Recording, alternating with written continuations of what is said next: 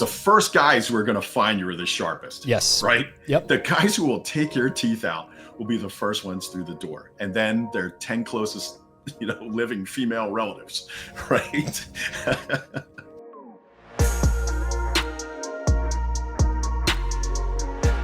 Welcome to Circles Off right here, part of the Hammer Betting Network and presented as always by Underdog. I'm pretty excited for the interview we got planned today. It's a name that's familiar to you in all likelihood. Someone who's been in the news for the last few weeks for different reasons. We're going to talk about all of that over the course of the interview. If you do enjoy what you hear on Circles Off, please make sure smash that like button down below. And of course, if you're not subbed on the channel yet, 50% of you watching last week's episode are not yet subbed. Make sure you hit that subscribe button down below as well, as it does help us grow our channel. Now, before we get into the interview, I do want to tell you about our sponsor at Underdog, one of the smoothest platforms out there for player pick'em. I'm a big fan of good products. I came from a product background, being the product manager at The Score for several years. I like to recommend products in the space that are easy to use, very clean, don't have a lot of friction. Underdog's pick'em format does just that. It's simple, it's fast, it's easy to use. You don't have to deal with any sort of complication. You just pick whether or not a player will go higher or lower than a specific projection, and you build out an entry that way. It's really simple. You can win some big money in doing so, and right now, Underdog is offering Circles Off listeners an exclusive deal. When you sign up using promo code CIRCLES, they'll match your first deposit up to $1,000. That's code CIRCLES. Your first deposit gets matched. That's free bonus money to get started and get playing with in the early going. So if you want a top-notch pick'em experience, click the link in the description below, sign up with promo code CIRCLES, and claim your deposit match today. Today, we have a guest that has played a massive role in shaping the sports betting industry as we know it. Whether it's spearheading efforts to legalize sports betting in the US, or launching one of the few truly sharp-friendly sportsbooks, or challenging the status quo with his outspoken takes, he's been at the center of it all. Joe Brennan Jr. is a co-founder of Prime Sports, and he's one of the key figures behind the push that led to the Supreme Court's 2018 decision in Murphy versus NCAA.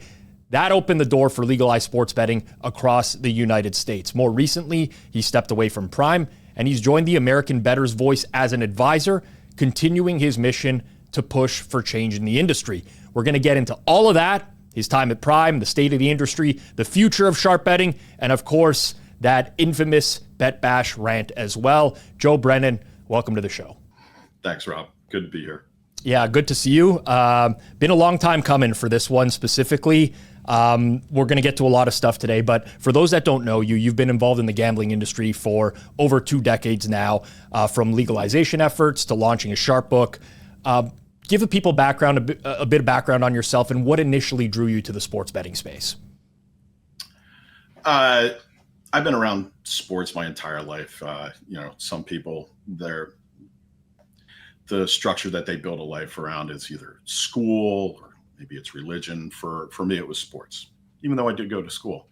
And there were religious schools, Catholic school. But sports has always been kind of like the definition of how I live my life. I'm part of team sports, individual sports, since I was a young kid. Police Athletic League at 6 years old, doing wrestling, boxing, all the way up through college and afterwards.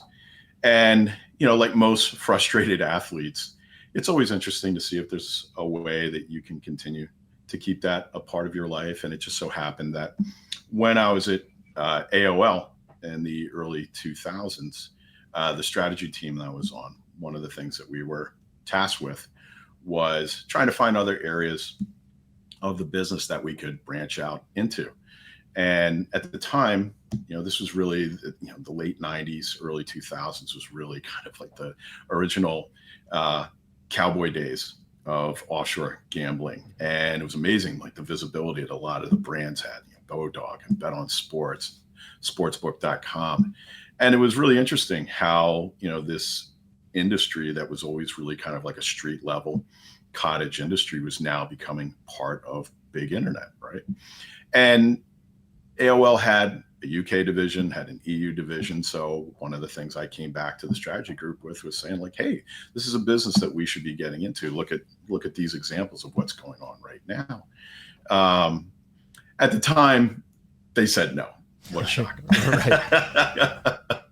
The irony is that my team reported up to Ted Leonsis. And Ted is the owner of, obviously, the Washington Capitals and probably less dramatically, the Washington Wizards.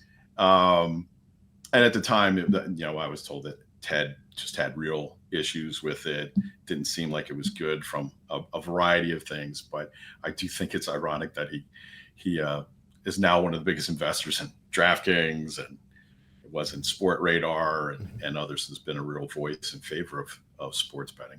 I remember not long after PASPA was overturned, I saw Ted at one of the Capitals games. He always walks the concourse between the first and second periods. He's probably one of the best owners in sports, I think.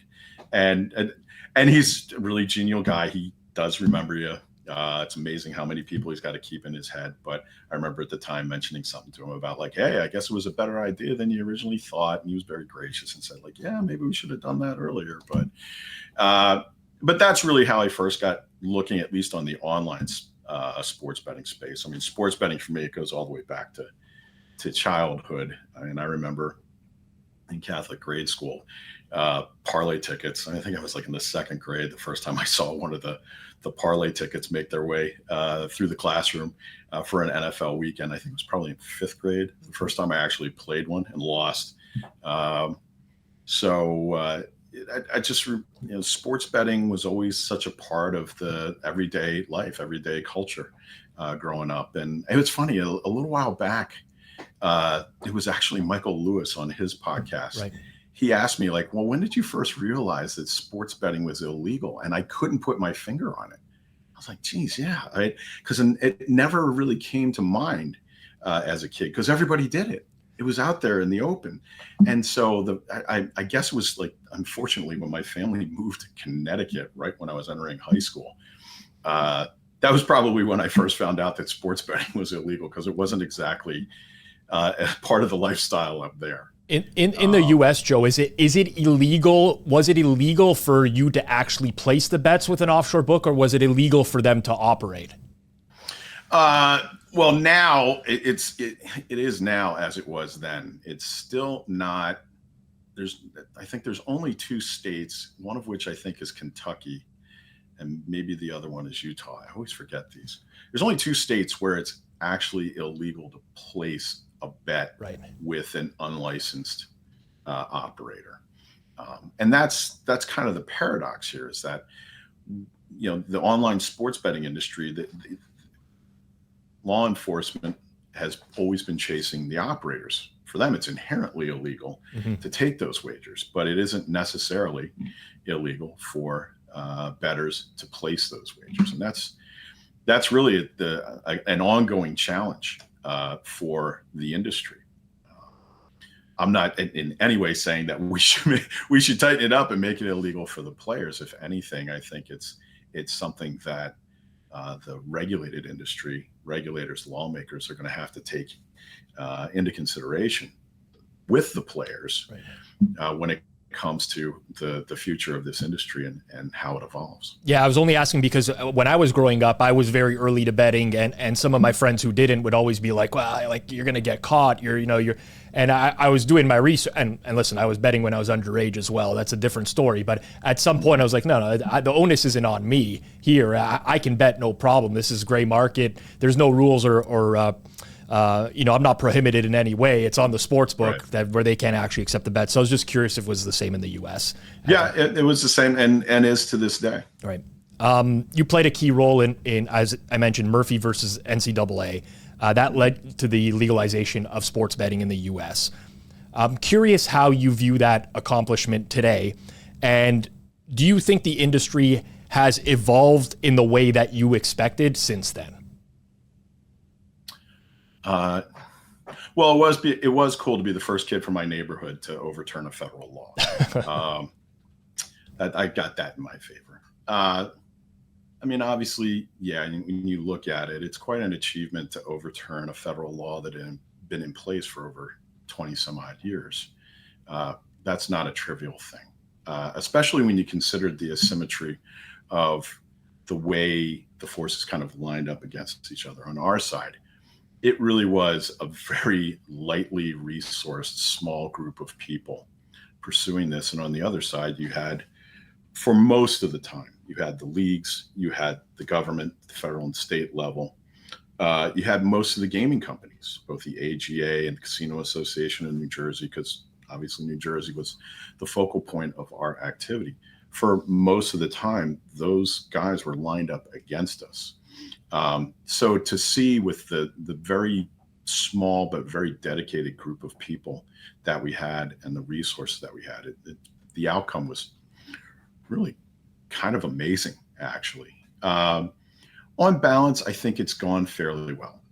I think if you set aside a lot of the noise that's happening right now in the media, because of course we had a few years of everybody, when we had all those people from the other side jumping on the bandwagon, the leagues, the casinos, right, the media, everybody, that bandwagon was really shaky ride there for a while as everybody was jumping on board. And there was a lot of frothiness. There was a lot of exuberance, over exuberance, you could say. And so inevitably we were going to hit the backlash point, right? And that's kind of from a media perception right now is where we're at. But undoubtedly, when you get down to the merits of it, this industry is more vigilant, better policed. We're more likely to catch problem gamblers and bad actors alike today than it was prior to 2018 and PASPA being overturned. But it's not been perfection. And as a result, the industry will and continues to suffer from that. There's a lot of it is self-inflicted wounds that the industry does to itself. A lot of the business practices, a lot of the player development practices, and just sometimes just being really tin-eared or tunnel vision compared to what's going on in the broader world. But on balance, I think things have gone fairly well with room for improvement. I definitely do want to talk about a little bit more broadly about the industry coming up here. But sure. In recent years, you co-founded Prime Sports. And the vision for that was, I guess, running a quote unquote sharp book that welcomes winning bettors, which you don't see a lot in the space nowadays. What was the biggest challenge in building that model in a regulated market? Really, it comes down to how you build balance in your user base so you can best leverage that sharp action. With new Square players coming into the market, there's kind of a general divergence between the markets that they're pouring into, that are being marketed to them, and then the ones that are the mainstay of serious bettors. The difference kind of between entertainment and then somebody who takes this seriously because they want to earn consistently, right? So how do you get that balance is really the big question here. Prime started in the right place, focused on what our product is. Mm-hmm. We sell bets. Okay, right. We're not selling bells and whistles. We sell bets. We sell large bets openly and consistently to people who want to bet large. And if they string together a few wins, at least, in most of the industry, they're worried, okay, is this going to lead to my account getting shut down, or is it going to get limited? And we say that we're not going to do that. And we haven't. We've had to fight some pretty quiet off the screen battles in order to keep some of those people as Prime customers. I guess that'll be for the book someday. It's too soon right now. But now Prime has to kind of improve the experience part so that it can appeal to a more diverse audience. It's the part that, as I like to refer to them, fan kings, trademark, right? That they excel in. Their user experience is excellent. It should be, with the amount of resources and people that they have dedicated to that experience. Okay, and it's important that Prime move beyond what it was and intended to be at its inception, which was kind of like the stripped down, farm to table version of sharp sportsbook, right? Artisanal sharp, So, and now it's time for Prime to become a bit more sophisticated in its product. I don't think that Prime is necessarily going to just try and clone what the big guys are doing right now. Right. But at the same time, there are certain things that those guys do really well that it would really behoove Prime to make, bigger parts of its user experience. Yeah. And that's all you have to achieve the balance. Like, cause right now, overwhelmingly,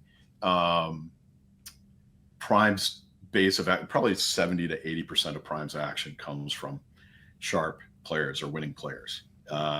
And that's something that, it's amazing. We still have the lights on, right? When you consider that mix of action, but in order to become more profitable and to really grow, Prime has to broaden its appeal to, we'll say, more recreational square players. Right. So when you talk about the sophistication of the product and innovating on that, and the need to acquire more square players, are you talking mainly about bet types? Like, obviously SGPs are huge nowadays, and that's like a huge thing for a casual bettor. Are you saying that over time the sharp sportsbook model kind of has to incorporate more of those recreational bet types? I guess the best way of thinking about it is, right now, if you're under 35 and you are legitimately entering the sportsbook market for the first time, what's the product that you see? Overwhelmingly, it's parlay products. It's SGPs. And so, having some additional focus on parlay, which we haven't really done. I mean, obviously you can do parlays with us. You can do them for a lot of money. You can do teasers with us, but it's a bit more old school in its approach. And so, obviously, moving past this, we very much know the markets that generate action. Okay, right, and then having markets that are just out there for window dressing. I mean, you've probably seen this for a long time, where it's almost like an arms race. You see it in the marketing, particularly from the sports books that are from the other side of the Atlantic, and they'll be competing like, well, we've got 20,000 markets every month, or we've got 30,000. Mm-hmm. And okay, well, if those 20,000 or 30,000, how many of them get a single dollar, pound, euro of action versus the ones that generate real money? Okay. Our focus has been on the markets that generate real action. And it's not because we're afraid that, some small one's is going to pick us off. Like, like Rob, you're going to come in Prime, you're going to find that some guy third line forward for the Maple Leafs who you just got a great feeling that tonight is going to be his goal scoring night. Or he's going to have a 3-point night or something like that. It's not that we're afraid that you're going to come in and pick us off on that one or something like that. It's more of the focus on the stuff that we know drives action, drives handle, and can therefore a better chance of driving profitability. But I do think you're right. Like, you can't go to market surrounded by customers who are carnivores and tell them, well, now you got to be vegetarian. Yep.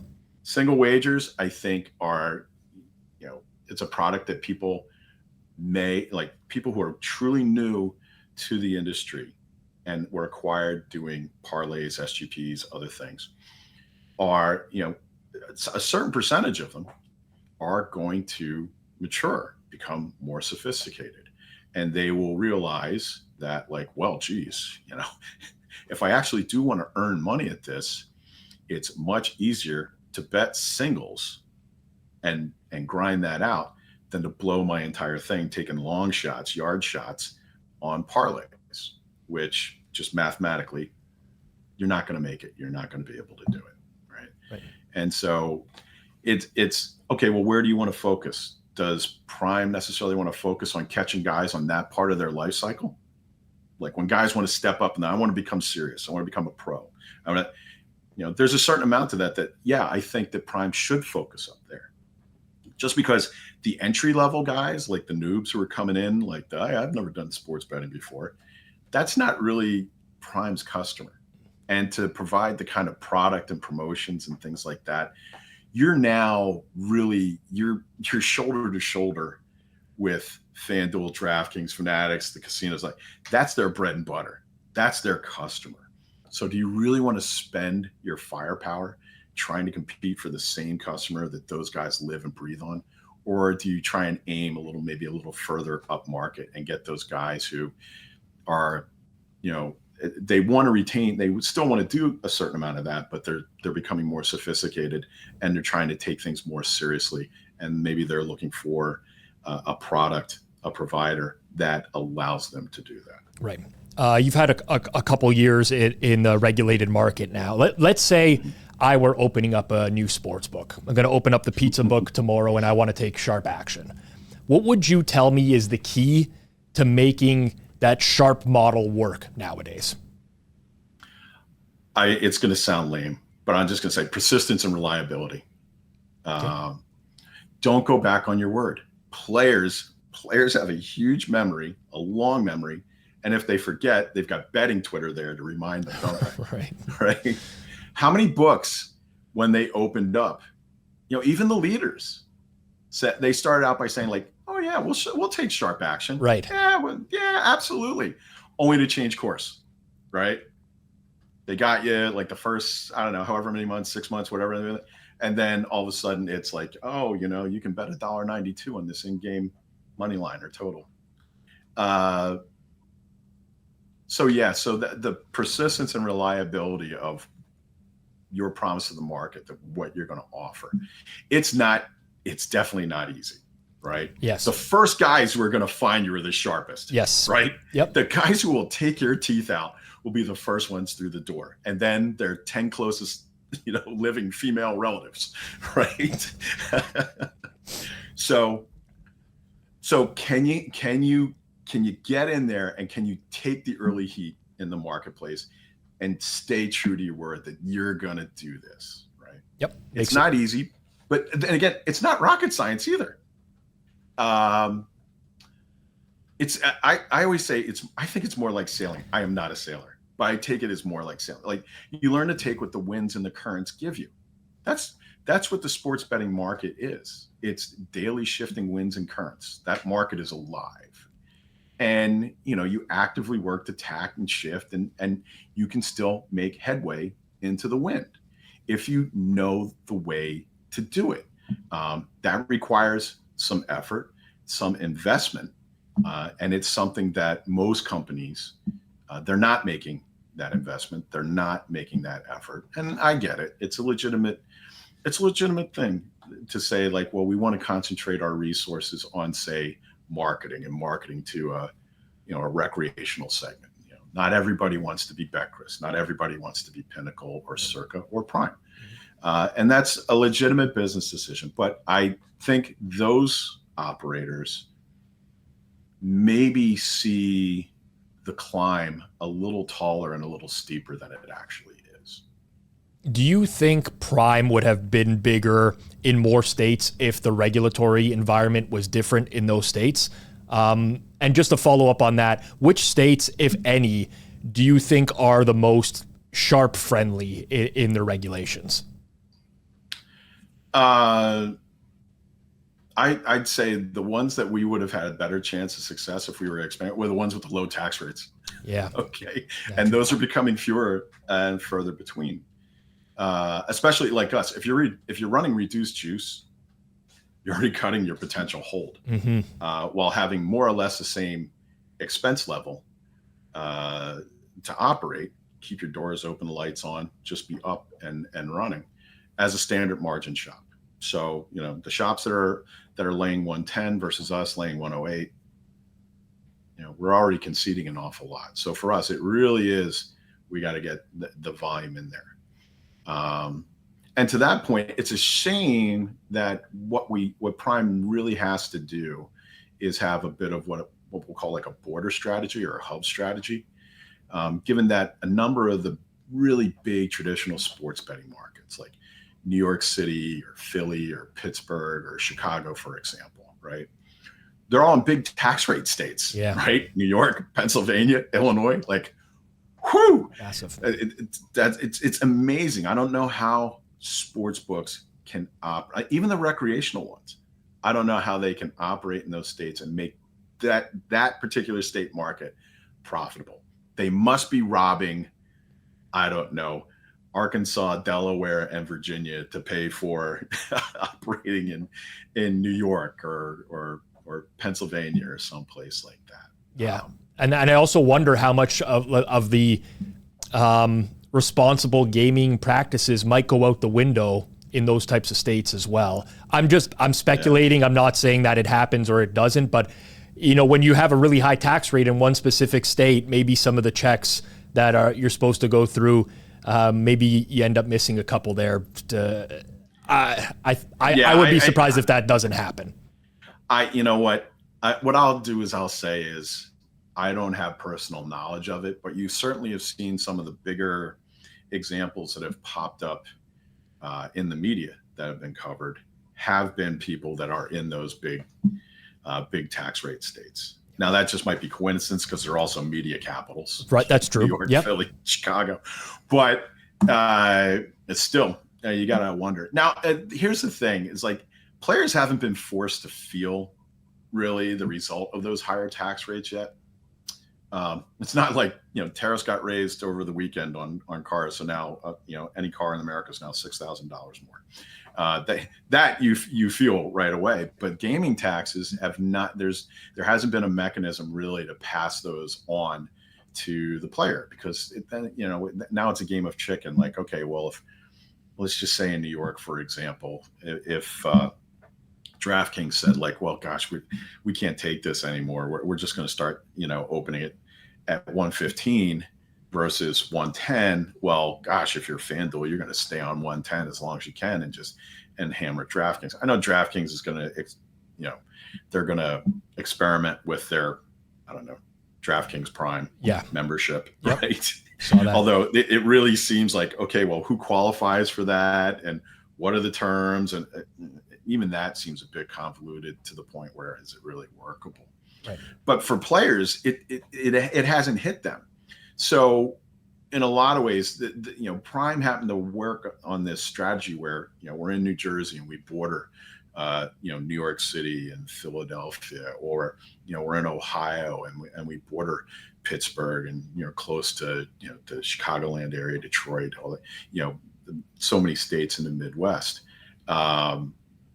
It's a challenge to get players to cross state lines to play with you. But I guess one of the things that's ironically good about the industry is that there's still enough issues in the industry that players experience things like on service, on real loyalty and retention, or giving the big players what they really need, or not shutting players down, that there still is an opportunity for Prime for growth out of those states. Okay. So it just means that Prime has to hustle more. I would say that Circa would have to hustle more too, to get those kind of guys. You can't do what the other guys are doing and expect to succeed, I think, if you're a Prime or if you're a Circa. Yep, totally agree. Have to be different in market. Now, it's my, I believe I'm correct in saying you departed Prime in February of 2025. The only confusion is that you still talk like you're a member of Prime, and I think a lot of that might come as a co-founder, because I know that when I left other businesses and stuff like that, I still mention them as if I'm working with them. We use that a lot in my vocabulary, even past dates where I've left companies. I'm curious, what ultimately led to your decision to step away from Prime in February? I think one of the tough things, like founders in any industry, almost always come to a point where they have to be willing to step aside in order for things to grow to their full potential. I mean, it's a lot like being a parent that way. Eventually, you have to let your kids stand on their own 2 feet and live their own lives. And I guess in a small way, it's the same with Prime. Okay, I'll always be there for them. I still have a small piece of Prime, right? And I have a lot of pride invested in that. I might not be there every day working, but there's part of me that's there. every day and always will be. But, it's probably time for those kids to do it on their own. Especially if not the old man looking over their shoulder all the time, right? Right. God knows my kids would really like for dad to give them the same amount of distance that he's given Prime, I think. But it wasn't just that. About a year ago, I had really started to consider some of the things that Prime was facing and that the industry as a whole was facing. And the more I thought about those things and developing a notion of what might be needed to be done to address them or solve them, the more it seemed that I wouldn't really be able to do it from where I was sitting at Prime.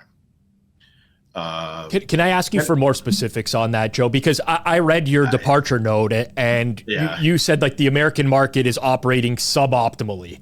So you obviously see some inefficiencies in that market. Sure. What are those inefficiencies that you see? I think the most obvious one is the fact that we still don't have all of the willing participants in this market, that there's still so much liquidity that's rejected or never finds its way into the regulated market. It's definitely a suboptimal result for what we worked on. Everybody knows I spent a lot of time over the last couple of years exhorting U.S. sports books, the Fan Kings guys, to open things up and to not so quickly push out a percentage of players that they consider a danger to their profitability. They're winners. I think they give up on most of them too early. And when you look at the total addressable market, based on what I've seen over the course of the last 20 plus years, it's 10% or less of the liquidity, not the number of participants, but the liquidity in the betting markets is what you consider to be sharp. And so few sharp players are consistent year over year over year winners. Right. I think that there's probably more opportunity in trying to serve them to some level than the market leaders really currently perceive. But I also understand, we're not going to get that liquidity into the market by just rhetorically making this case. I could sit there, me and Adam on the podcast, me on panels, whatever it may be, and I can sit there and I can call them out and challenge their manhood or whatever it may be, talk about how it's un-American or anything like that. And it probably isn't going to move the needle now, is it? I think that would be a huge challenge. Sometimes, just like with your kids, like trying to tell them, like, clean up your room. I'm like, I've given up on telling my kids to clean up their room. They're not going to clean up their room. So for a while, I've been talking with folks, and I've been looking at ways that is there ways that we can make that liquidity more attractive to those sports books, or at least less threatening, right? Right. Since some kind of commercial middle way might be the only palpable way for it to gain acceptance and dramatically reduce the size of the unregulated market. Yep. And if we were doing that, that would be much better for guarding the integrity of the game. This having such a large regulated market and unregulated market essentially operating in the same space. That's absolutely a suboptimal result for the integrity of the games. Yep. But beyond that, like the other issue I think a lot about is there's better ways for us, I think, to work on problem gambling. A long time ago when I was going through college, I was a bartender. Okay. I'm a proud graduate of the Philadelphia School of Mixology. I think I've got that certificate around here somewhere. As a bartender, one of the first things that you learn is that if you overserve someone, you can't just let them keep going. No. Right. It's not only an act of responsibility, but it's also an act of self-preservation, isn't it? Yeah, I agree. It wouldn't be enough for me to tell a guy in the midst of a bender the time and location of here's a good AA meeting. You might want to check that out, right? Yeah. You have to take the keys away from somebody. Get them a cab. I think a cab. That's how old I am. Call them an Uber. Right. Right. That's an act of not only responsibility but also self-preservation.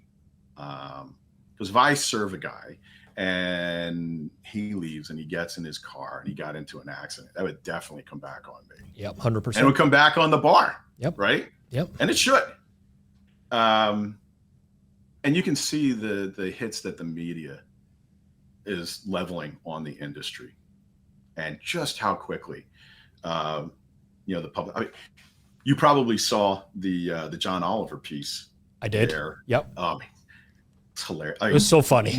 It was. Yeah. You're like, you sit there and you're like, this is inaccurate and unfair, but God, he is so goddamn funny. Yeah. And this is his second time. He did. Remember back when he did DFS? I do. When he took the shots at FanDuel and DraftKings. It's like, wow, it's the same guys. Yep. Just a funny guy. I mean, obviously, you look at that, you got to remember, John Oliver, he's a performer, right? He won a Peabody for entertainment. He didn't win a Pulitzer for investigative reporting. So you got to kind of leaven this a little bit. But when you look at that story, the story about, the doctor from the childhood psychologist from Pennsylvania who wound up at the Pirates game with her son, and the kid realizing this isn't a work event, this is for DraftKings and everything like that. The fact that they just glossed over the fact that she's a casino customer, she's not a sports betting customer. Mm-hmm. And then when they went to the 60 Minutes clip, and they were talking to a guy from the UK, and he was talking about, and this player, he's redeposited 7 times in one day. That's clearly a problem. It's like, yes, but you also said he was a casino player. Mm-hmm. So we're kind of getting mashed in with online casino, right, as well. I can't claim that it's that unfair because I legalized online gambling in New Jersey before I legalized online sports betting. So mea culpa. But so we're going through this phase now where the media, it's very easy. Like, we can counter with as many statistics saying that it's only a small percentage, but what was it that Stalin said? Like, one death is a tragedy, 1 million is a statistic, and it's the same here. We can claim that the vast majority of people who participate in this activity do so without any problems. But as long as there are very, high profile and dramatic cases of people who are having a problem, and kind of the meager response that we give to it, that's not going to reflect well on us, and we're going to continue to be shown in a bad light. And look, I can't sit there and say I'm not part of this, because as much as we really want to find ways to do this, like at Prime and everything, like everybody knew, I'm very committed to this part of it, in part because I have both extended family members and friends who I grew up with who, not gambling addiction, but other forms of addiction. And you just see how people struggle with that. Yeah. So you have to be, everybody can think of somebody in their life who struggled with an addiction. And they weren't a bad person, or they weren't a degenerate or something like that. There's just a certain percentage of people in our population amongst us who are prone to addictions. And if it's one addiction, the comorbidities of it, they're prone to multiple. So we have to be better shepherds for those people. Okay. Yep. And, I would really like to see us do things that are readily available, things that, like the kind of vectoring that's available in the credit card industry. Mm-hmm. Like, you ever notice that, like, okay, well, Rob's using his Visa card here, and then suddenly Rob, I don't know, took a trip to Miami and he's like really running it up at the Hard Rock Casino or something like that they didn't pause your cards and say like, hey, send you a text message like, hey, Rob, is this really you? Are you really getting out over your skis like this? Maybe time to take a breath. Those kind of tools are readily available right now. And that's what I'm saying. Like, we don't necessarily need to have a nanny app packed into everybody's phone, but there are simple things that we can do in looking at a player's account and saying like, hey, maybe we ought to reach out to him and see, is there something going on here? Yep, totally agree. Baseball season is in full swing, and just like the game, sharp bettors know that timing and liquidity is key. That's where the Edge Boost Visa debit card comes in. With Edge Boost, you get instant access to extra bankroll with zero interest and unlimited withdrawals, allowing you to strike when the odds are in your favor. Whether you're firing at live betting lines during a game or looking to capitalize on off-market totals, Edge Boost gives you the flexibility and speed you need to make your move. Just like a baseball player waiting for that perfect pitch, you need to be ready when the moment hits. With $250,000 daily deposit limits, your bankroll is always ready to play, no matter what game you're betting on. Plus, earn cash back on your betting spend, up to 0.5%, just for doing what you're already doing. Get in the game with the Edge Boost Visa debit card today. Link in the description. That's a good transition into the advocacy side of things now, because just about a week ago, you joined the board of advisors for American Bettors Voice. Yeah, they needed one more loud guy over there, didn't they? All right, so it's funny that you say. Obviously, I know a lot of people who are on that board, and I'm close friends with Spanky as well. But Sure. what convinced you that this was something that was worth being a part of for you? And what's the ultimate vision, I guess, for the American Bettors Voice? Well, I want to be clear that like I want to help Spanky and Richard and that group in any way that I can. I am not coming in to turn this into the Joe Brennan revolution vehicle. It's more important that Spanky and Richard and others, the people who have already committed to that they get as much support as they can. Because they, especially Spanky, he's a player. Obviously, there's a lot of opinions about Spanky, but the one thing he is he's 100% sincere about this. Yep. And and he's doing this under his own steam, and you really got to, a guy. He's got so many things going on. He doesn't need to do this. He if anything, he's just continuing to raise his profile and make himself more visible, which some would say probably isn't the direction that a guy in his business should be doing. So I really just want to be able to support them and support the players. And I've been part of the lobbying effort. I've been there. I've had a front row seat for, the laws being drafted, the regulations being drafted, and the one group that is never there are the players. And when you think about it, like, the players are the most important resource in the industry. It's like having an oil industry with no oil. The players are the oil. The players are the resource. You can have all these big companies, but without the players and their discretionary dollar, you don't have anything. Right. Right. Yep. And so that's primarily why I agreed when they invited me to join to get involved with it. Full disclosure, I have been critical of ABV before, not necessarily the intentions of ABV, but because I think there's often a divide between how casual bettors and how sharp bettors view sportsbook policies. I think those are two very different things.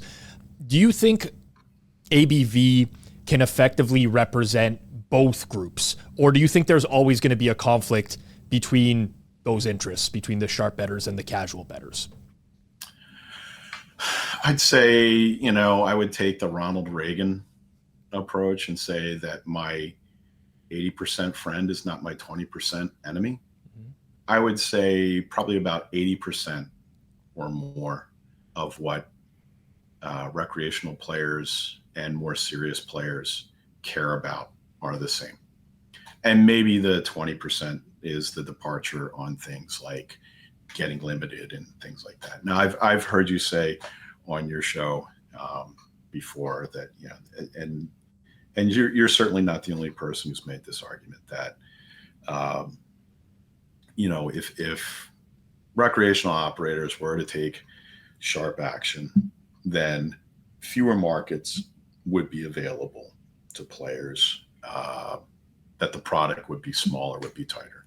The operators themselves, they say this constantly. They did that. I mean, one thing that I participated in was when Massachusetts regulators had the public forum on this. When the operators did show up, they said exactly that. If we took that kind of player, then we would have to make a lesser product for everybody else. And what I would say is that's one area that I sharply disagree with based on experience. Going back to what I had said earlier about like why, where Prime focuses on right now and offering markets, like, there might it for the 30,000 markets, say, compared to like the 5,000 markets Prime offers, let's say FanDuel's 30,000. Rob, you might be able to go in on a couple of like, deep bench player props. Yeah. Find a couple that are weak, right? And be able to pick them off. But how much are you really picking them off for? It's not like they don't set market limits for each available market. The fact that you have to guess at them at those, that's maybe problematic, right? Like if Rob saw in his bet slip that the max available win on this market was $50, then maybe you would say, like, I don't know. I mean, $50 is nice, but maybe there's bet. So I disagree with them that when they use that as their justification for denying sharp action. Obviously, it's being used as a wedge issue to say to more casual players, like, those greedy ass bastards over there, they're just trying to screw you and make the game less fun for you. It's not true. But on the question of like, can an advocacy group cover everybody? I would say no. A political party can't cover everybody. But it's, again, like if players can agree on 80% of stuff, there's plenty of room there. There's plenty of work that should be done on things that are issues that equally affect both recreational players and sharp players that they can get behind without stepping on each other's toes. Yeah, that makes a lot of sense. I think from my point of view, I'm now so I've been betting for a long time now, but I've now maybe just accepted that this is the state of the industry. And part of competing as a sports bettor with other sharp bettors is, finding ways to get down, being able to mask action, finding inefficiencies in new markets that come out, and things of that nature. And listen, at the end of the day, I'm more than happy to like take a step back myself and say, listen, if this is for the good of 98% of bettors, I'm totally fine with that, even if maybe it corrupts an edge of mine over time. I think that's totally fair. But for me, the emergence of SGPs has been really interesting because it was viewed as this casual recreational bet type. Let's get people playing lottery tickets into really high hold market. But I always just assumed that until I saw other sharps and friends of mine who were really taking advantage of SGPs on the pro side of things. Yeah. And to me, that's an extremely lucrative market nowadays. And in some cases, the big wins even go unnoticed at times, even when it should be very obvious that you've found a way to gain an edge over the sportsbook. So for me, selfishly, and again, I will reiterate, selfishly, I would want to not take any chance of those opportunities going away in the short term.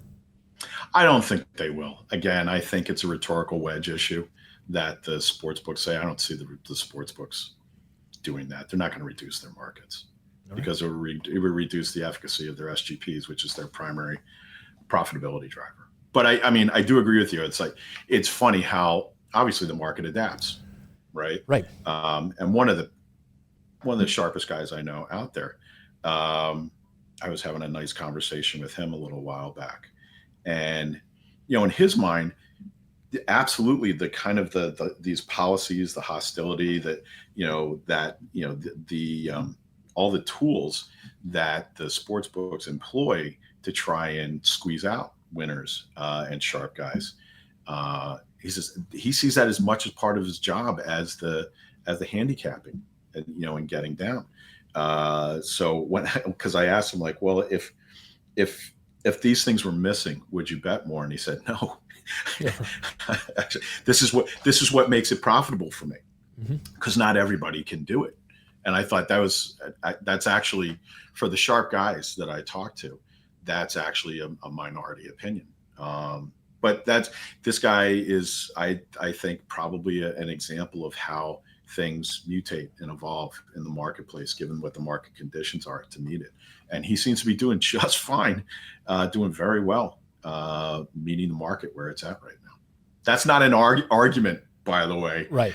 to allow those guys to continue to do it, but it is one that they're, you know, the reason why they have SGPs and the way that they've really hammered parlays is, you know, to try and build a wall around them that makes it easier for them to achieve their profit margins. And I would say those walls are maybe not as solid or as high as they think they are. Joe, with Prime, you obviously operated in the U.S. regulated market, Sure. But there was the next conference in New York a couple weeks ago where there were some figures that were being posted about the relative size of the regulated market to the offshore market, and a huge percentage of betting is still happening offshore.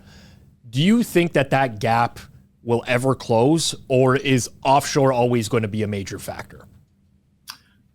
I think the gap can close. Yeah, absolutely. When you look at the post-up business, the regulated market has every advantage over the offshore market.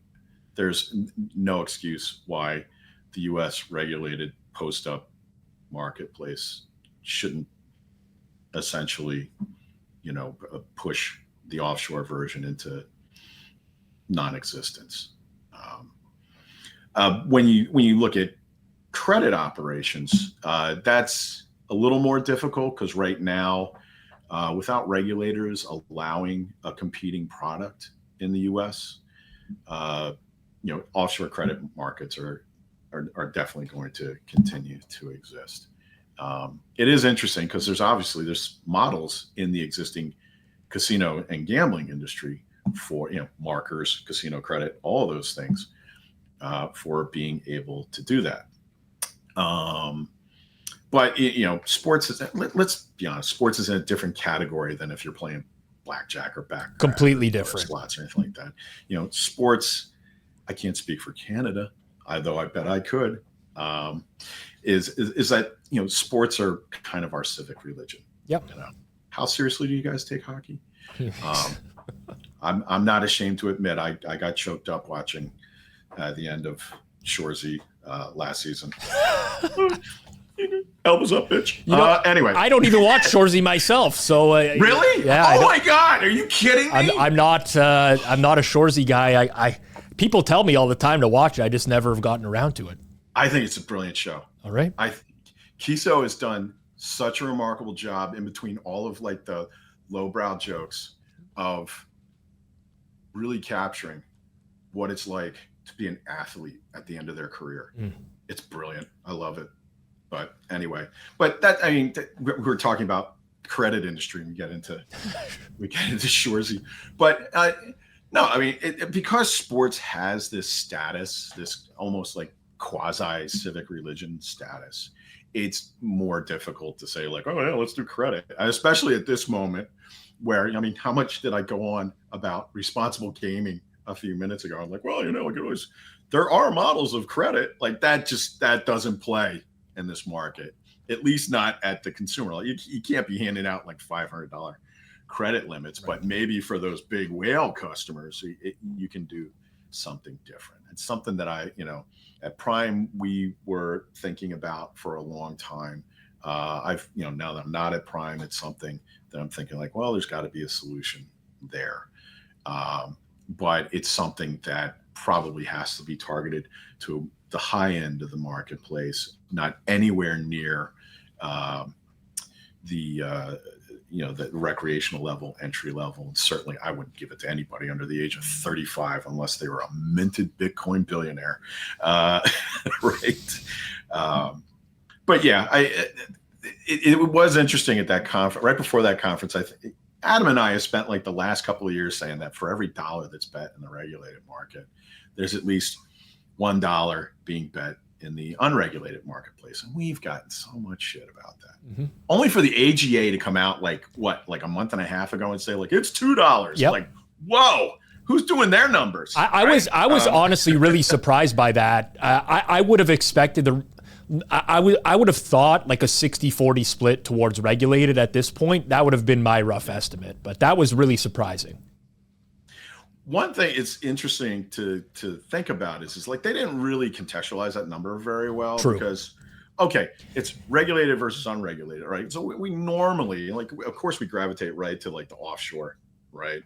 Or, the street guys, PPH guys like that. But also unregulated is sweeps guys. Yep. And DFS plus guys. Yep.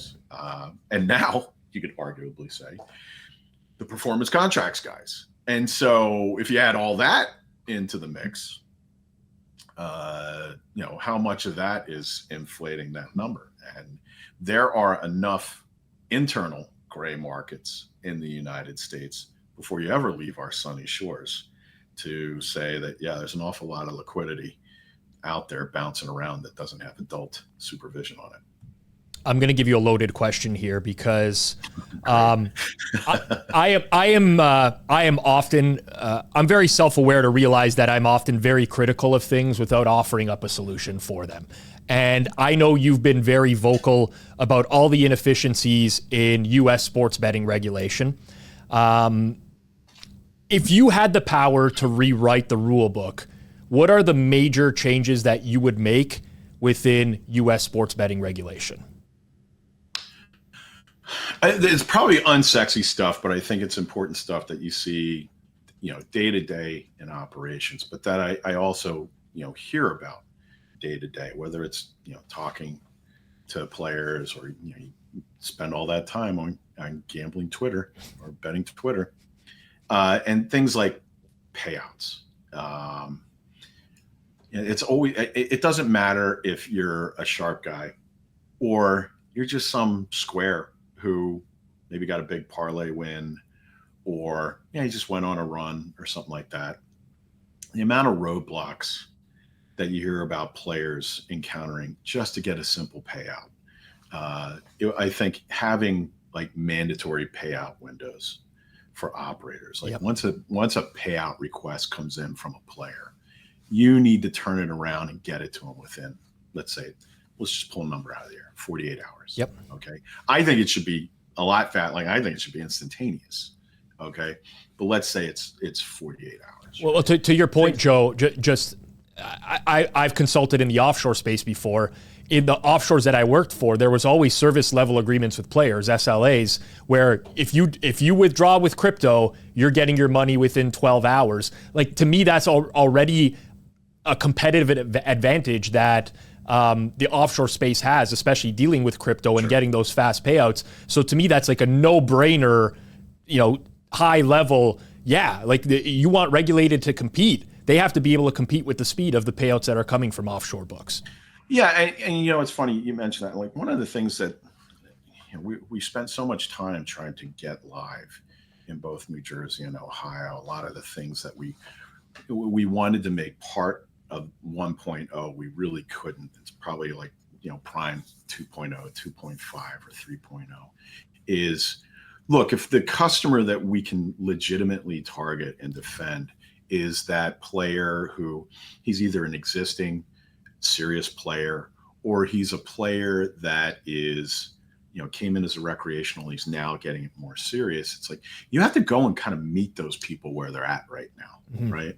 And if you're talking about like recapturing an offshore player, like crypto seems like a no brainer. You've had so many guys who have been transacting in crypto offshore for so long. They don't think of it in terms of cash. They're not betting in it as terms of cash. They're betting in terms of crypto. Yep. Right. And so, okay, well, let us take crypto deposits. All right. Well, trust me, most of them will be happy to get their payouts in good old fashioned greenbacks, right? US dollar. That's an advantage that the US market could have, is repatriating, in a sense, a lot of the bankroll that players have had to put offshore and have had to transact in crypto.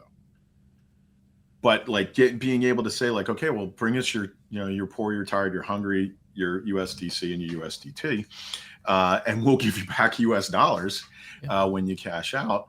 Well, I'm sure if there's some regulators listening to that, might say like, well, gee, Joe, that sounds an awful lot like money laundering. It's not. I'm talking about like after they play it, guys. Right, Come on. Right. But paying out in good old fashioned US dollars, that's a real advantage. But we can't get there right now because, where we're at in the industry. I mean, and that's something that, between when you look at things like credit, when you look at cash deposits, while they have them in New Jersey, if you go to, because you got to drive all the way down to Atlantic City to do it at the window. It can be a real pain in the butt sometimes doing it at the window because you're asking the casino staff, not the sportsbook staff, to cash it in.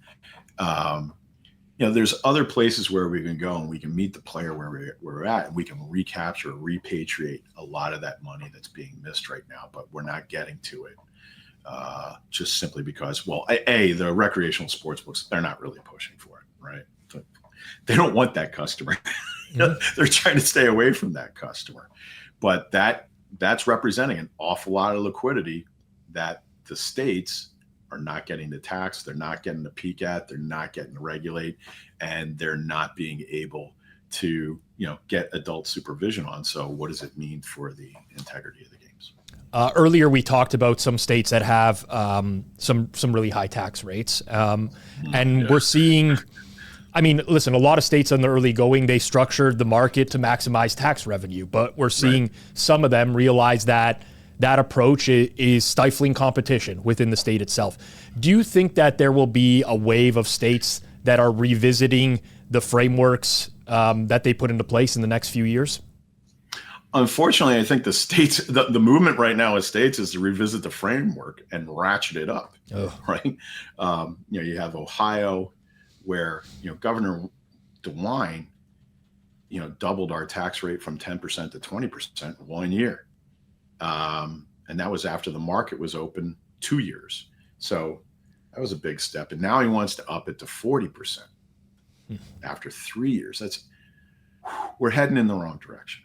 I think, though, it may not be taxes that forces the issue, but a lot of like the entities the markets that we just talked about, like sweeps and DFS plus and prediction markets, and then of course the continued existence and in some places, frankly, the growth of the gray markets and the black markets, and at the same time you've got this kind of explosion of alternative models and growth of existing alternative models in the face of what seems like an awful lot of hostility on the part of the states and their lawmakers seeking to raise taxes on the guys who are playing by the rules, right? It seems incredibly punitive, doesn't it? It does. And it's a really disincentive to play by the rules.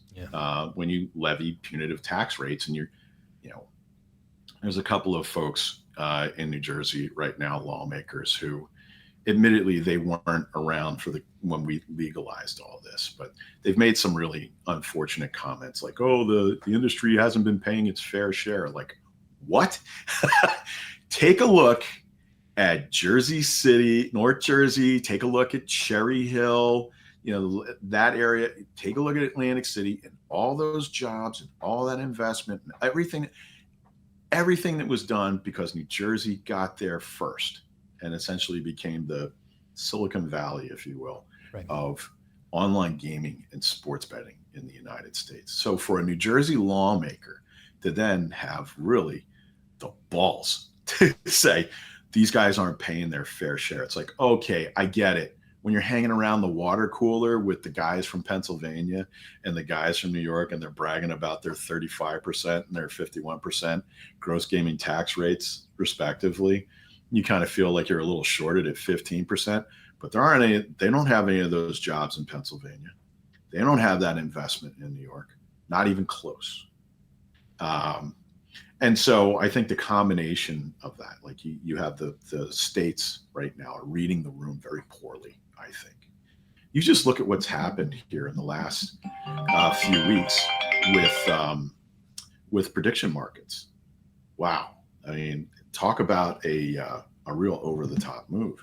You look at how states like California and Texas are especially threatened by that because they've been so resistant to legalizing the existing online industry. I'm not saying that they're wrong, right? But they've used their advantage. I mean, particularly in California, the tribes have used their compact to their advantage because they wanted to do it on their terms. And now you just had Calci and Robinhood and Crypto.com and others just go over the top with this play that they're doing through the CFTC.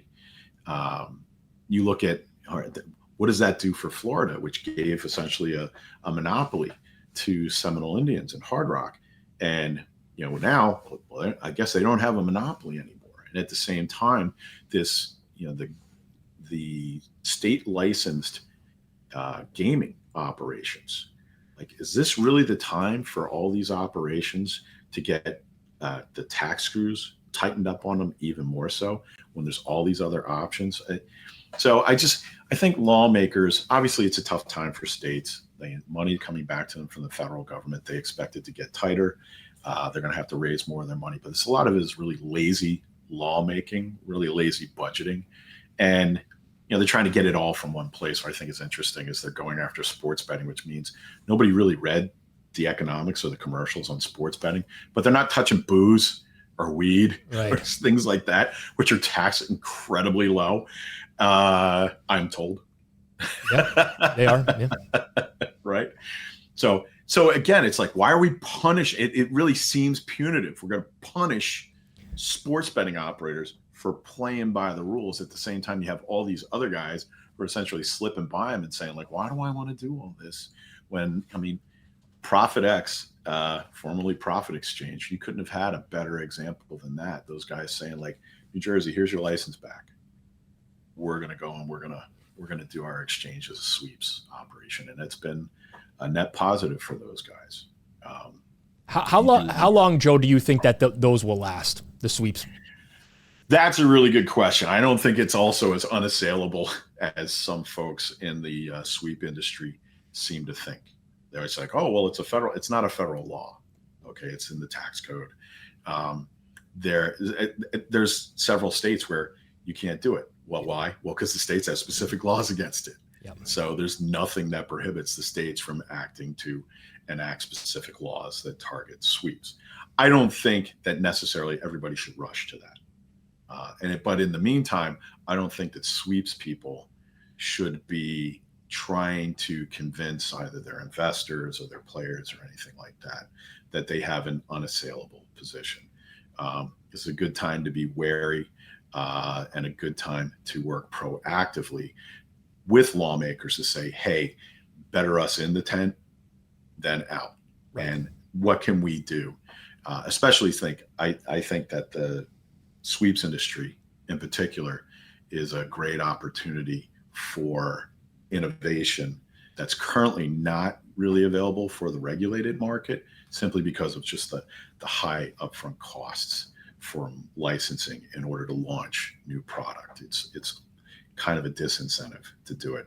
And sweeps not having that burden right now, I would like to see more sweeps companies take more chances on developing unique experiences and not just carbon copying the existing industry. Yeah, that makes a lot of sense. I want to talk to you about BetBash 2024. Oh, I knew we'd get to that one. Came up on this show. I'm at BetBash every year. Me and formerly Johnny of the pod, we would do a recap every year. There was certainly a memorable point for a lot of people at last year's BetBash. It was a rant by you, Joe. You called out people for being at the pool instead of in the seminar room. I've heard an audio. Somebody recorded that on their phone. Really? Oh, yeah. Because I haven't. Maybe you can send it to me. They asked me. I'll see if I could get approval to send it to you. But I've heard the whole thing. I listened to it again this week. I wasn't in the room though, so I don't have the context of exactly how it went down. But it was met with very mixed reviews. Yeah. Some people understood the messaging and liked it. Other people felt they were directly being called out. I'll let you give your point of view on that moment and how you feel about it looking back on that moment right now. Well, can we not call it a rant anymore? Can we just call it like impassioned oratory? Is that too self-indulgent? A passion. My vocabulary. I was always a math guy. Vocabulary not great, so I'm going to stick with rant for the remainder of this. You do that. I mean, I think it was like maybe a C+ on oratory. To my defense, I wasn't supposed to be in the rotation that day. I was coming out of the bullpen. I'm used to being used as a starter. Having more warm-up time. It was also a tough time slot, by the way, like right before the sports watch parties that were happening at the pool and in the sports. Right. Yeah. I mean, if I'm being honest, it had crossed my mind that, oh, come on, I know what they're going to talk about. Do I really need to be there? Mm-hmm. It's funny, even today in thinking about it, I kind of went back and forth on this. I know what your reaction was. You referred to it as quote gross, which I thought was a very poor use of language. Did I say gross? Yeah, you said gross a couple of times, and I was like, gross. What?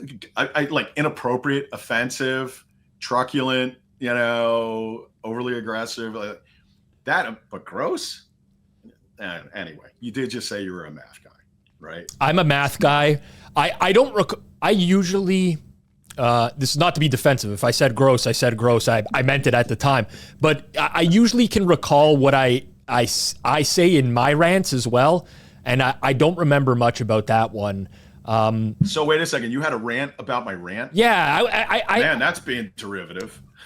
I almost felt like you were definitely not speaking directly to me in that quote unquote rant, but I felt like it was kind of like a direct shot at people like me who kind of have some influence in the industry, but I opted not to be there that day. I obviously was very outspoken about what I was doing that day, which was shaving my chest in the hotel room, getting ready to go down to the pool. But yeah, I don't know. I felt at the time, and I'm not as heated about it now, but I almost felt like I was being called out, if that makes sense. Not that I'm saying you were directly calling me out. Yeah, and this is kind of what I would say for the last 5 months, Rob, I have taken the attitude that you would probably expect from a Philly kid, which was kind of well, look, if they can't take it, fuck them. Yeah. Kind of thing. And yeah, at times I'm kind of mystified how people will often lose the substance of something in the style of something. Okay. But earlier today, I was thinking about it and I was like, you know what? I think in some ways the reaction is that a lot of people may have been saying, Joe, we expected more from you, whether it is or not, maybe I'm just rationalizing it this way, but it's like, there's only so many people who are out there who are, spending the time on this. And some guys are just out and out like, hey, fuck you. You can't talk to me like that. Yeah. Right. But I wonder if there's also some people who are like, I heard you were this one guy and instead you're like this guy, you're yelling at me. You're supposedly a champion for us and you're yelling at us. I'm disappointed. I thought I expected more from somebody like you, somebody who's given this level of deference and respect in the industry, which I really do appreciate. I really do. And they're right. They're probably right. It's kind of tough to admit that when you spend most of your life being a guy who's on his front foot and you spend all your time pushing against the resistance that sometimes, the last people you want to yell at and be angry with are your family, the people that you love. So on that level, while I don't regret the point I was trying to make, which is, look, you guys need to stand up. You're the most important part of this industry. The players are. And you already have there's none of like what are our strategies and how are you going to get more people. It's like you don't realize how much power you already have available to you to make change. And I say this as somebody who was part of under-resourced to the point of almost being non-resourced small group of people who were just up against it and prevailed. I don't say that because, I want to be carried off the field like I'm Rudy, but it's more of the players don't need a huge fundraising campaign. They don't need a huge media campaign. They just need to be persistent and right and believe in what they're doing. And yeah, I absolutely, I wish I had done a better job, and I'm really sorry. Sometimes I'm sorry now. Yeah. That I disappointed some people in that. Yeah. Would I take the whole thing back? No, absolutely not. Well, that's the point. Would I take back certain off-speed pitches? Yeah, probably. So we in talking to you, Joe, I think a lot of sports bettors share a lot of similar characteristics, but I see a lot of myself in you and the way that you speak, and I think you're just passionate about the industry. And I would have had the same reaction that you did. I often do. I say things on my own channels that people often criticize and be like, how could you say something like that? And I guess I take the quote unquote Philly mentality. It's like, if you don't like it, fuck off. I'm just voicing my opinion and I'm entitled to it.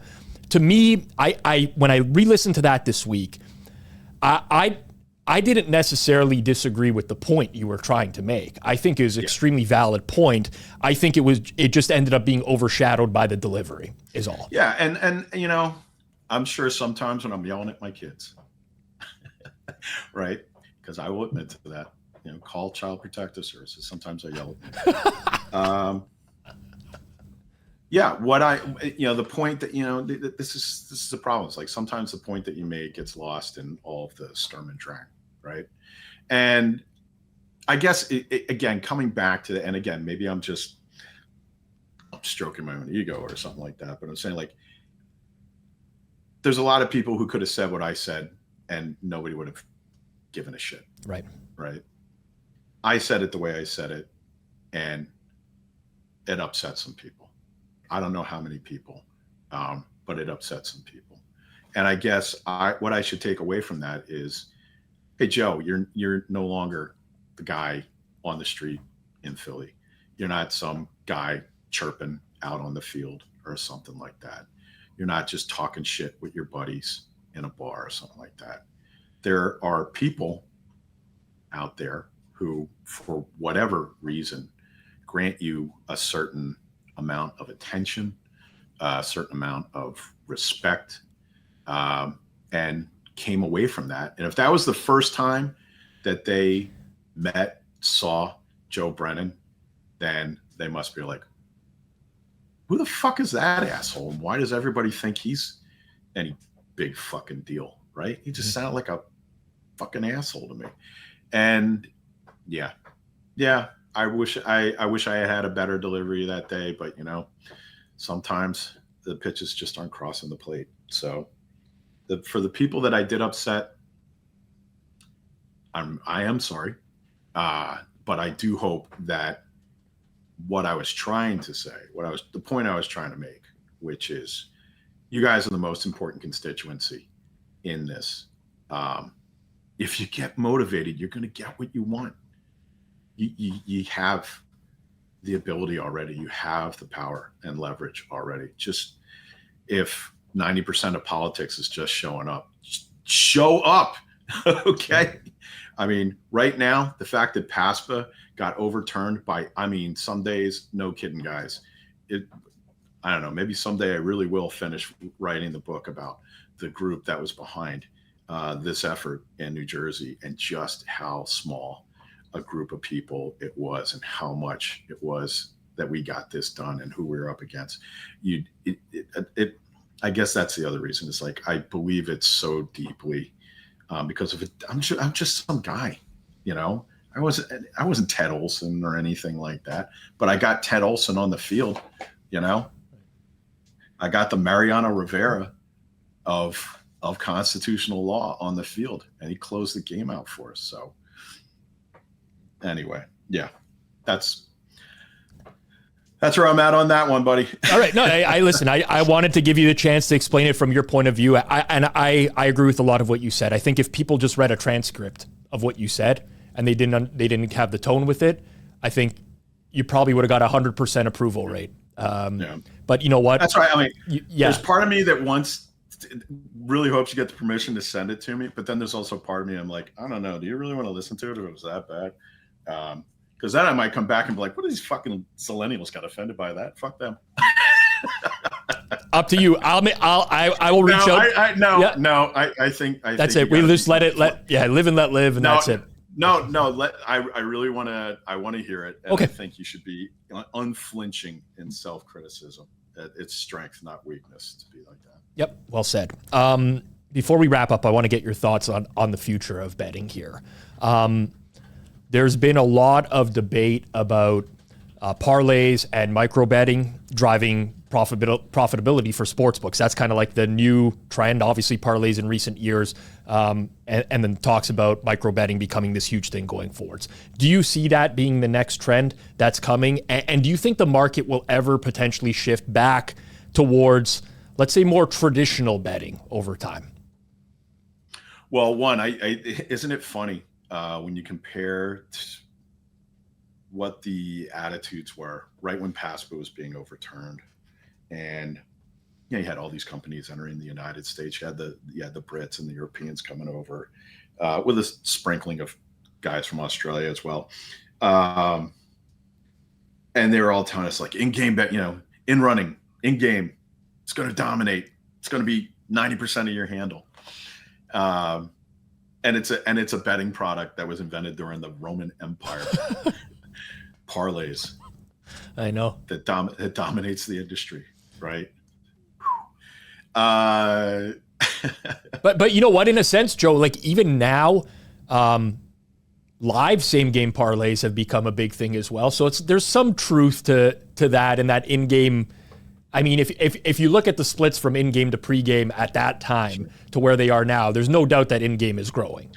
Oh yeah, I mean we see it in our own business, right? Week over week, you see growth in the in-game business. But kind of like what I referenced before, like one thing that's been observed in the past is that a certain percentage of players, as they age through the product, right, from total noob to more experienced player, they start to move away from the parlay products and deeper into singles. That they're becoming more sophisticated, a little more committed, and they realize that betting singles, you're much more likely beaten. Yeah, you have some really sophisticated guys who are going a level beyond that, and they're finding a way to beat SGPs. But I'll tell you, just in talking to a couple of them, I don't know. I think we should be having them, working on nuclear fission, not necessarily SGPs, because they're to say that they're next level is an understatement. In game as it grows, Right now, it's certainly going to be kind of concentrated on singles. I just think because the pace of U.S. sports, North American sports, is such where, and I think this was the thing that kind of held in-game back initially, because you're talking about really importing a model that was built around soccer, whereas everybody over there insists on calling it football. Use your feet. Like, great. Okay. I get it. But there's a reason why people sing during soccer matches, right? Because nothing's going on. You're about to upset a lot of the following, Joe. You're upset. Well, look, guys, I like betting Asian handicaps and corners as much as the next guy, right?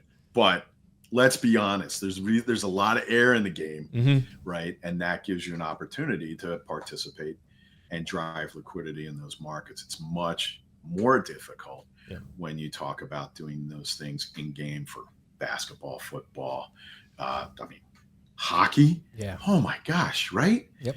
My son was a longtime ice hockey player, played up to juniors. So I spent a lot of my time going like this. Yeah. Saying stupid things like skate and shoot it. So even baseball, which is, our more sedentary game, it's getting the micro bets in there. It's how long can you keep a market open, generate enough liquidity to make it worth having it open, get the risk. So it's a good, and also the user experience, like, just as soon as the market's open, it's down and the player can't get into it. That's really frustrating to want to come through the door if you're a player and then the door's locked on you, right? Some of those problems can't be solved on the operator side, on the product side, because it's governed by data, by latency. A lot of this stuff is governed by the contracts that the data companies and the broadcast companies have with the league. So it's difficult. But I do think, kind of going back to your original question, that you're going to see a certain percentage of players that as they mature and maybe they want to take this a little more seriously. And we're talking like, single to low, let's say it's maybe 10% of players, right, that are being acquired right now that are total noobs, will eventually get to the position where they say, I want to take this seriously, right? They will, it's mathematic. They will gravitate more towards betting more singles than parlays, just simply because it's easier to pick one event than, say, 3 events. But do I see wholesale change back to single game wagers? Not unless there's some sort of real product user experience innovation that drives it there. But I am hopeful that we do see more innovation, not necessarily so it sells more singles, just so that we move away from like everything looks like an Excel spreadsheet. Yeah. Right. Yep. It's still not, one of the things I always say is, I don't get slot machines, right? But I do get that all you do is you press one button and there's this big entertainment. Instant stimulation. Yeah, you're like, wow, look at that. It's like, it's instant. Whether you got money or not, you're like, push that button and all of a sudden you got people talking to you and film clips of Willy Wonka and Three's Company and, Lord of the Rings and all those other really loud things on the floor. It's really something when you walk through a casino floor. So just the act itself of doing it is kind of inherently pleasurable. You can't yet really say, I haven't seen it, but if anybody is aware and wants to point some examples my way, I really do want to see it. Is there an example of a sports betting experience where just the act itself is inherently pleasurable? That's a tough one. I can't think of one off the top of my head. If anyone can think of one, drop it in the comments below. I'd be interested to hear it, but off the top of my head, nothing. Joe, you mentioned innovation in the space, so I want to pick your brain on that a little bit. What do you think will be the next major innovation in sports betting? Like, are there any emerging markets or products or maybe pieces of technology that really excite you moving forwards? Well, the first thing I'll say is probably a negative experience. And that is, I thought ESPN Bet was a huge missed opportunity to create a unique betting experience. Here you have the leading sports content company globally, right? you have this huge access to library of live events. Like they're running all the events that we're all betting on, right? Yep. And the best that they could do was just come up with a conventional branded, Excel spreadsheet like sportsbook. And I think that there's an opportunity now, especially now that you've got the streaming companies, you got Amazon, you got Netflix and others that are moving into this space where, they could potentially have an opportunity to more closely marry those experiences together, whether it's through exclusivity or, throwing up a wall around it, whatever it may be. It's the product name I utterly hate, but DAZN, DAZN. DAZN, DAZN, yeah. Like, oh my God, I hate the branding's terrible. But what they've done with the boxing product, because I'm a big boxing fan, with the boxing product, that I always thought there's a huge opportunity there to be able to marry the content part of it, the exclusivity part of it, with the betting aspect, and nobody's really done it yet. And there is a couple of people, like if you remember, like the Fubos and a couple others, they made noise about it, but it never made it further in development than a PowerPoint presentation, right? Yep. Like they said they were going to do it, but they didn't do it. So just I thought, and I will continue to think that ESPN and ESPN Bet and Penn should maybe call time and just do a major reset.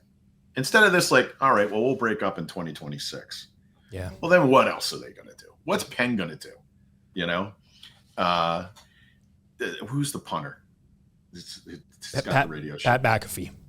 Is that the next fad that we're going to have McAfee bet or something like that? What fad are they going to hook onto for their sports book after they get divorced from ESPN? And ESPN, what are they going to do? Mm-hmm. Just go back to taking ads, and they're like, it's become such an integrated part of their content now. Insufferable though it may be. I mean, listening to some of their on-air people, Mike Greenberg, Stephen A. Smith, and others talk about sports betting. It's like I've always said, it sounds like listening to my parents freestyle rap. Mm-hmm. They technically can do it, but it just doesn't sound very good. It doesn't sound very professional.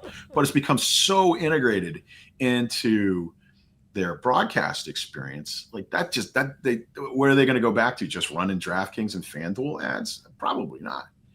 So it wouldn't be such a bad idea for those guys to just say, like, all right, well, we're just going to hit a hard reset and think, let's start a skunkworks up, and how do we do something special with this? So I do think that that's an area of opportunity. Now, getting more practical, where's innovation happening today? I think it's obviously most innovations happening on the player side, in part because of the cost and the fact of a disincentive that you have on the licensed operator side, right?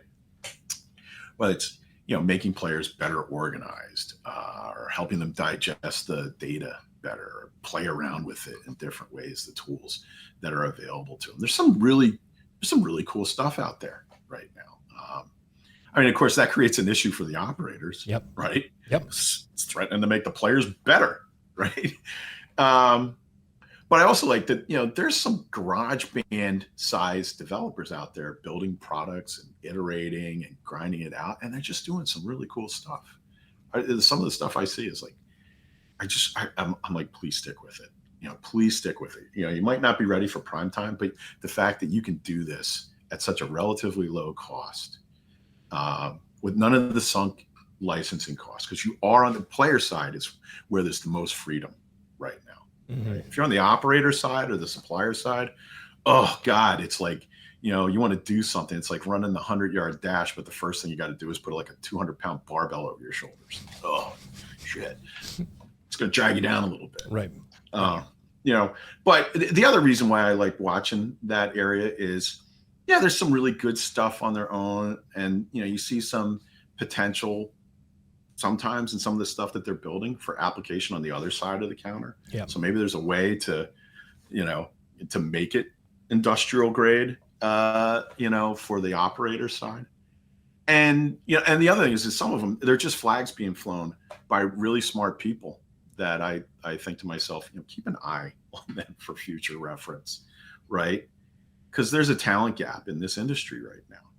There really is.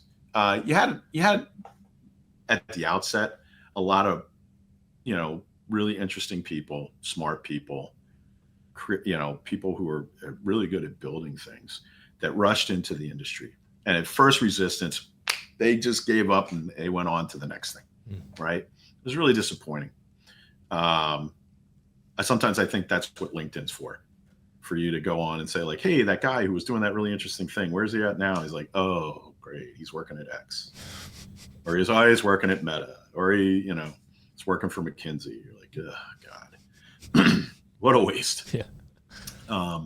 So, I mean, I do think if that's another thing that I'm really interested in trying to, there's some folks who are doing this right now who are, using their experience in the industry and their networking and everything like that to try and encourage innovation. But I think we do have to kind of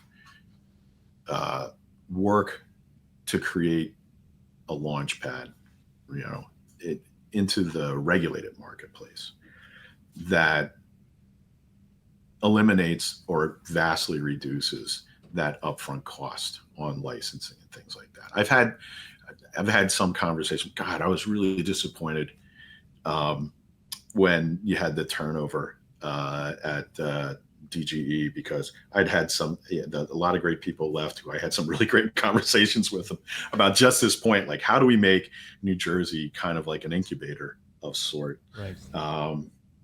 Dave Rebuck was a great guy to talk to about this kind of stuff. He really got it. But I guess the siren call of playing golf every day can't beat that. Yeah. I don't blame him, but I think it would be great if a jurisdiction like a New Jersey or a Massachusetts or somebody like that would try and find a way, almost like a quasi public-private way of creating a launch pad so that they can become more of a magnet for innovation and creation, especially local job creation in their jurisdiction. So anyway. On a personal level, Joe, you've been involved in legalization, running a sports book, now player advocacy. What's the next big thing that you're looking to do? I think I've hinted at it. So right now, I'm spending, every year I say to myself, my New Year's resolution is say less and listen more. I usually fail miserably at that.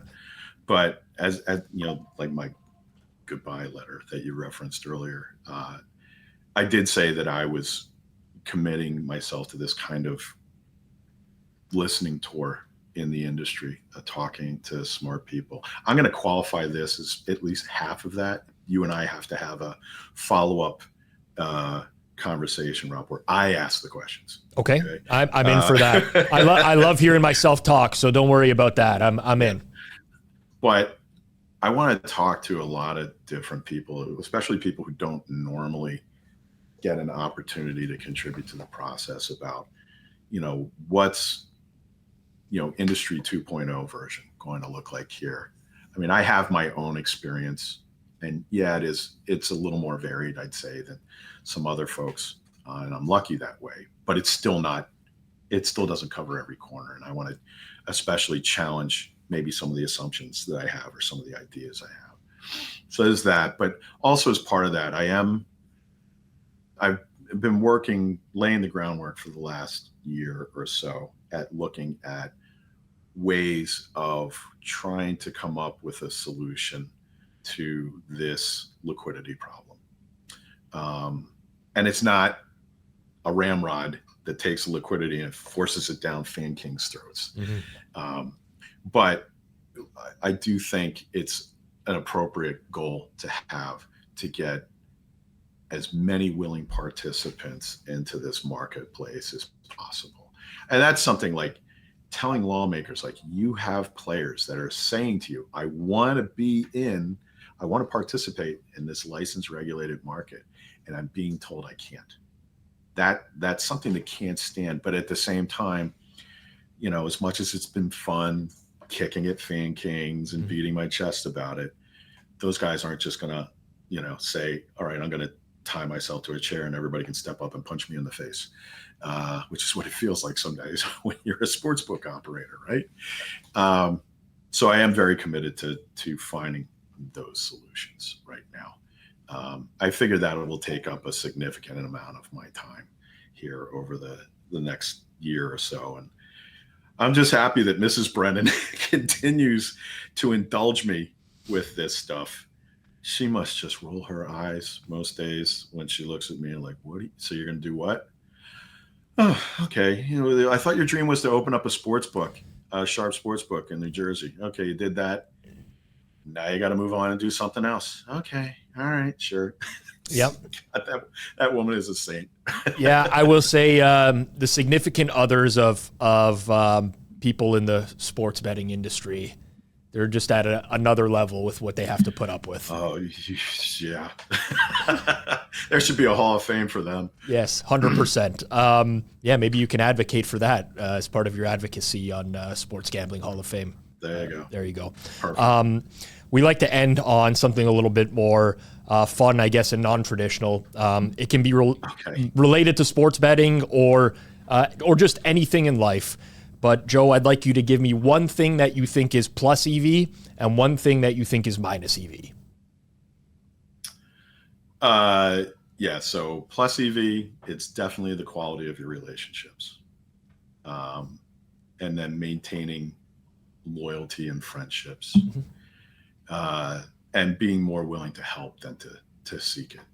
That absolutely. I mean, that may be too general, and may seem a little too Hallmark greeting card, but as a rule, the thing that I've benefited from, I would say the most, is like the luck, quality, and the long-standing nature of some of the relationships that I made. You don't need to have, hundreds of them, but it's amazing what, just a few people, having a good relationship with them in this industry and being able to tap their wisdom and tap their perspective and everything, and staying loyal to those people, as the times change. I mean, this industry has changed again and again and again over the course of the last 20 years.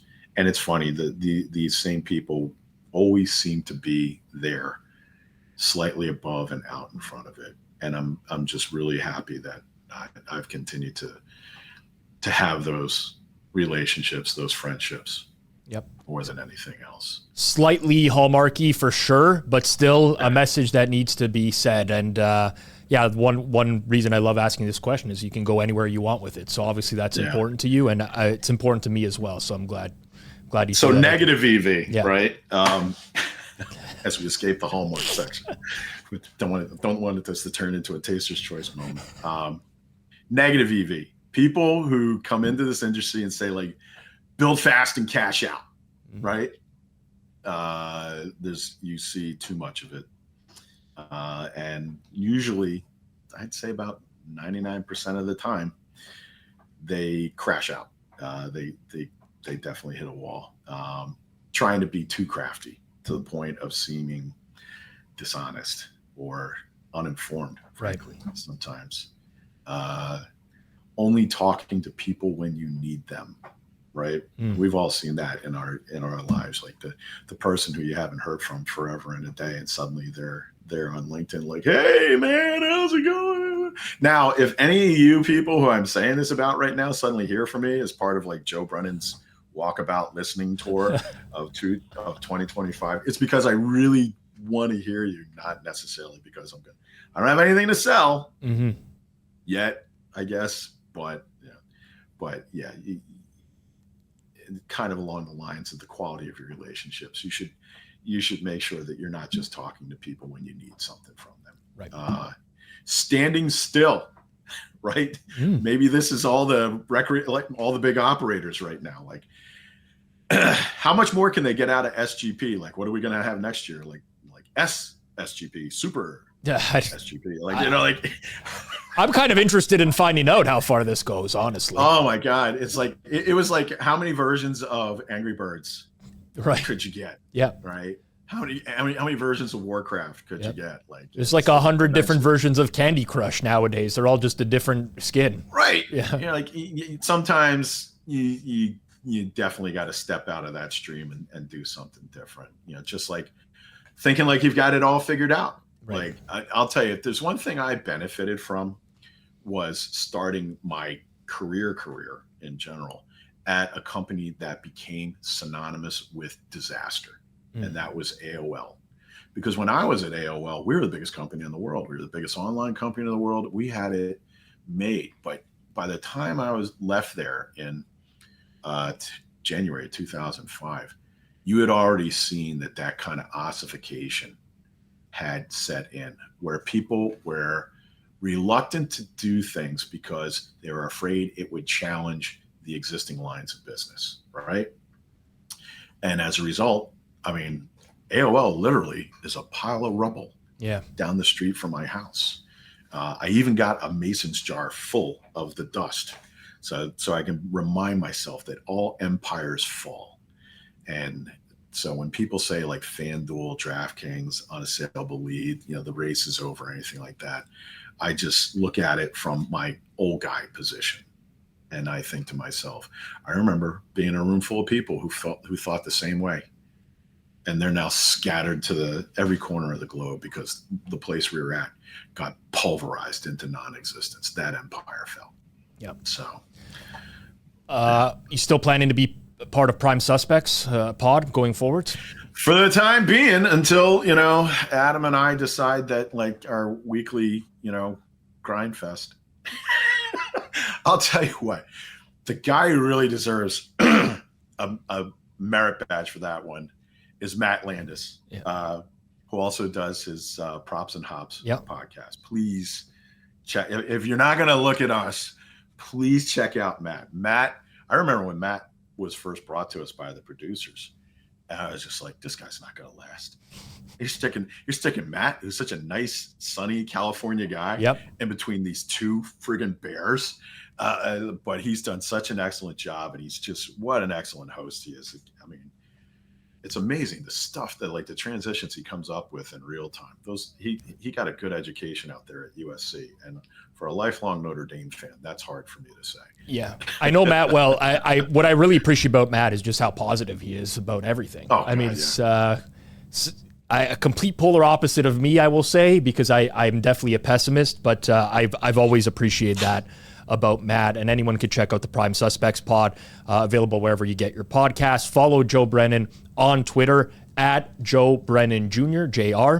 At the end there, Joe, really appreciate you joining us today. Rob, my pleasure. Glad we finally had a chance to talk. Yes, absolutely. Make sure you give Joe a follow. If you enjoyed today's episode, smash that like button down below. Make sure you're subbed here on Circles Off. We're back tomorrow with Circle Back. That's out at 8 a.m. Eastern time. Catch you then. Peace out, everyone. It was like an hour in. You said I consulted for offshore sports books. Is that counted? I would say yes. All right. Yeah. You said it. Yeah, I kind of like, you said it like, you kind of disguised it, but yeah. Count it. All right.